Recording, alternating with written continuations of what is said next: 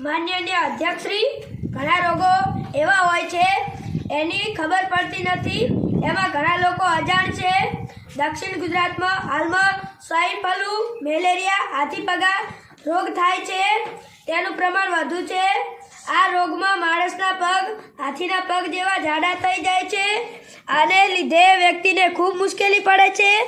આ રોગને અટકાવવા માટે રોજે રોજ ગરમ પાણીથી પગ સાફ કરવા, સ્વચ્છતા રાખવી ખૂબ જરૂરી છે. હાથીપગા રોગને અટકાવવા સરકાર દ્વારા ખૂબ પ્રયત્નો કરવામાં આવી રહ્યા છે. હાલમાં 60 દર્દીઓની સંખ્યા છે. ધારાસભ્યથી મોરબી. માનનીય મંત્રી, હાલમાં ગુજરાતમાં કુલ કેટલી શાળાઓ છે? કેટલી શાળાઓમાં શૌચાલયની વ્યવસ્થા છે? કેટલી શાળાઓમાં બાઉન્ડ્રી દિવાલની વ્યવસ્થા છે? કેટલા શિક્ષકોની ઘટ છે તે હું આપના દ્વારા જાણવા માગું છું. શિક્ષણ મંત્રી શ્રી આર વિકાસ.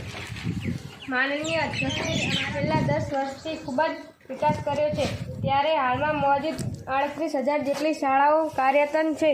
34,000 શાળામાં શૌચાલયની વ્યવસ્થા છે. 32,000 શાળામાં દિવાલ બાઉન્ડ્રીની વ્યવસ્થા છે અને હાલમાં 12,500 શિક્ષકોની ઘટ છે. તે આગામી 2 માસ ભરતી કરી પૂર્ણ કરવામાં આવશે. ધારાસભ્યશ્રી વડગામ. માનનીય મંત્રીશ્રી, હું આપણે એ પ્રશ્ન પૂછવા માગું છું કે આપણી ગુજરાત સરકારમાં વાલી દીકરી યોજના વિશે જાણવા માગું છું ને ક્યારથી અમલમાં મૂકવામાં આવે છે અને કેટલો ખર્ચ કરવામાં આવે છે? દીકરીને શું લાભ મળે છે? મહિલા બાળ વિકાસ મંત્રી. માનનીય અધ્યક્ષશ્રી, વહાલી દીકરી યોજના દીકરીઓના જન્મ પ્રમાણ ડ્રોપઆઉટ રેશિયો ઘટાડવા તેમજ બાળ લગ્ન અટકાવવા ઉદ્દેશથી આ યોજના 2019થી અમલમાં મૂકવામાં આવી છે. ધોરણ 1માં પ્રવેશ કરે ત્યારે 4,000 રૂપિયા, ધોરણ 9માં પ્રવેશે ત્યારે 6,000 રૂપિયા અને આ દીકરી 18 વર્ષ પૂર્ણ કરે ત્યારે 1 લાખ રૂપિયા સરકાર તરફથી મળશે. અને આ યોજના માટે ફોર્મ આંગણવાડી, CDPO તેમજ ગ્રામ પંચાયત ઓફિસમાં મળશે. ધારાસભ્યશ્રી કાંકરેજ. માનનીય મંત્રીશ્રીને હું પ્રશ્ન પૂછવા માંગુ છું કે કાંકરેજ તાલુકામાં નર્મદા કેનાલ શાખા અને વિશાખા માટે કેટલું કામ કરેલ છે અને કેટલું બાકી છે?